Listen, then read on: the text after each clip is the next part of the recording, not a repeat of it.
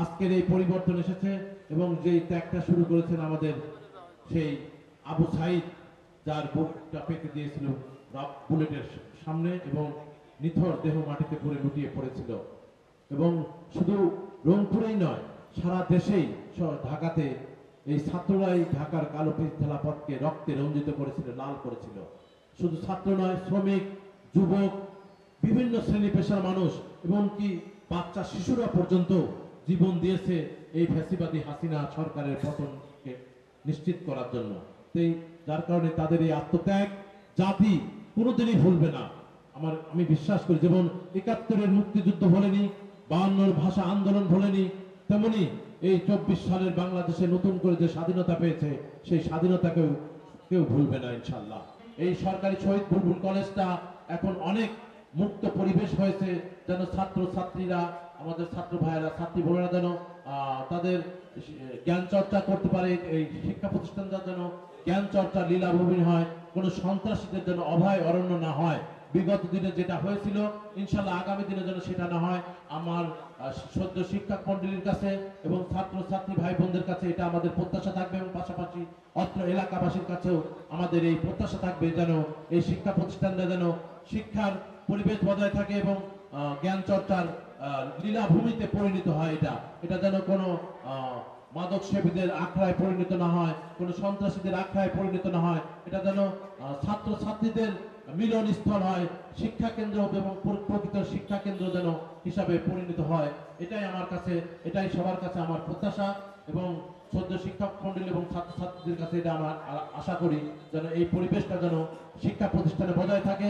ইনশাল্লাহ আগামী দিনে এই শিক্ষা প্রতিষ্ঠানের জন্য যে কোনো, আমাদের বাচ্চু ভাই বলে গেছে, আমাদের এখানে মমতাজ আছে, এই সরকারি শহীদ বুলবুল কলেজের নির্বাচিত জিএস এবং জেলা বিএনপির অন্যতম সদস্য, পাশাপাশি হিমায়তপুর ইউনিয়ন বিএনপির সাবেক চেয়ারম্যান, যিনি এই কলেজে নির্বাচিত জিএস ছিলেন এবং তার প্যানেলে ভিপি নির্বাচন করেছিলেন আমাদের হাবিবুর রহমান বাচ্চু ভাই, যারা এই কলেজের উন্নয়নের জন্য অনেক অবদান রেখেছেন, অনেক ভূমিকা রেখেছেন। আপনারা জানেন এই কলেজটা একটি বেসরকারি কলেজ ছিল।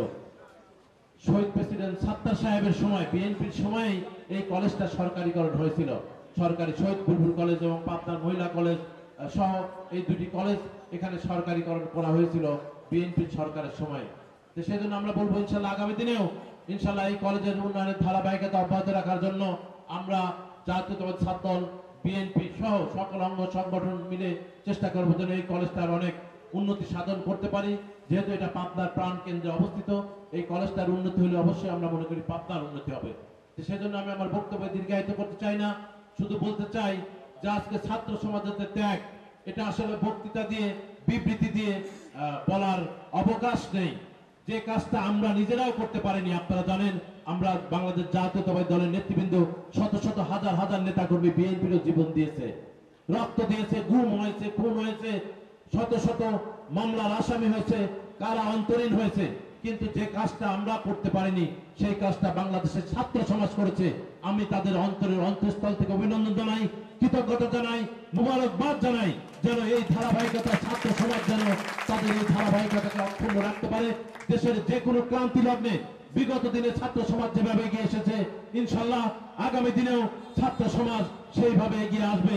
কারণ আপনারা দেখতে পেয়েছেন বন্যার ভিতরেও ঢাকা বিশ্ববিদ্যালয়ের টিএসসি চত্বরে আজকে যেভাবে মানুষ ত্রাণ নেবার জন্য নয়, ত্রাণ দেবার জন্য লাইন ধরেছে, সেটা বাংলাদেশের ইতিহাসে বিরল। যে ছাত্র সমাজের কাছে পুরো জাতি আজকে কৃতজ্ঞতা স্বরূপ আজকে তারা ত্রাণ বহন নিয়ে তারা সেই টিএসসি চত্বরে হাজির হয়েছে এবং শত শত মানুষ নিঃস্বার্থভাবে বিনা বাক্যে বিনা স্বার্থে তারা ত্রাণ দিচ্ছে এই বানভাসী মানুষের সাহায্য করার জন্য। সেই জন্য আজকে ছাত্র সমাজের প্রতি দেশের মানুষের এবং সমস্ত রাজনৈতিক দলেরই আস্থা রয়েছে। সেজন্য আপনারা ঐক্যবদ্ধ থাকুন। যে কোনো চক্রান্ত এবং যে কোনো ষড়যন্ত্র ইনশাল্লাহ ছাত্র সমাজে পারবে নস্যাৎ করে দিতে। কারণ বাংলাদেশের মুক্তিযুদ্ধেও ছাত্র সমাজের কিন্তু গৌরবোজ্জ্বল ভূমিকা ছিল এবং এই ছাত্র সমাজই বাংলাদেশের মুক্তিযুদ্ধের সূচনা করেছিল, ৫২ ভাষা আন্দোলনের সূচনা করেছিল, ৯০ স্বৈরাচার বিরোধী আন্দোলনের সূচনা করেছিল। এই ফ্যাসিবাদী হাসিনা সরকারের ২৪ সালের পতন তারা নিশ্চিত করেছিল এবং শুধু নিশ্চিতই করেনি, তারা ঢাকাতে যেভাবে একজন গুলিবিদ্ধ হয়েছে, সে পড়ে গেছে, আর একটা ছেলে আসে বুক পেতে দিয়েছে। এটা বিরল একটি ঘটনা, যেটা আপনারা ফেসবুক বা সোশ্যাল মিডিয়ার মাধ্যমে দেখতে পেয়েছেন। স্বরাষ্ট্রমন্ত্রীকে একজন পুলিশ কর্মকর্তা বুঝিয়েছে, স্যার আর কত গুলি চালাবো, একটা গুলি করি সেটা পড়ে যায়, আর একটা এসে ওই জায়গায় দাঁড়ায়, ওইটা পড়ে যায়, আর একটা এসে দাঁড়ায়, ওইটা পড়ে যায়, আর একটা এসে ছেলে আসে দাঁড়ায়, আমরা কত গুলি চালাবো আর। এই এই নৃশংস এই ফ্যাসিবাদী হাসিনা সরকারের স্বরাষ্ট্রমন্ত্রী আর জৈন পুলিশ কর্মকর্তার কথাকথন, যেটা আপনারা ফেসবুকের মাধ্যমে কল্যাণে এবং সোশ্যাল মিডিয়ার কল্যাণে আপনারা শুধু নয় সারা পৃথিবীর মানুষ দেখতে পেয়েছে। যে সেজন্য আমি বলতে চাই, ছাত্র সমাজের এই আত্মত্যাগ আসলেই কোনোদিন ভোলার মতো নয়। হয়তো এই ফ্যাসিবাদী সরকারের কতদিন লাগতো সেটা কেউ বলতে পারে না। ইনশাল্লাহ আগামী দিনে ছাত্রদের যে স্বপ্ন আছে যে কোঠামুক্ত বাংলাদেশ হবে, ইনশাল্লাহ আমি বিশ্বাস করি সেই স্বপ্ন তাদের পূরণ হবে। যেন আগামী দিনে যেন কোনো কোঠা না থাকে, যারা প্রকৃত মেধাবী তারাই যেন তাদের যোগ্য চেয়ারে বসে, যারা পরীক্ষার মাধ্যমে যারা যেন তাদের সঠিক স্থান পেতে পারে। ওই ভুয়া মুক্তিযোদ্ধার সার্টিফিকেট দিয়ে এসে বড় জায়গায় বসবে একজন মেধাবী ছেলে, বাদ পড়ে যাবে, এটা কোনো সময় হতে পারে না। এই ন্যায্য অধিকারের জন্যই ছাত্র সমাজ তার আত্মত্যাগ করেছে এবং তাদের আন্দোলন সফল হয়েছে।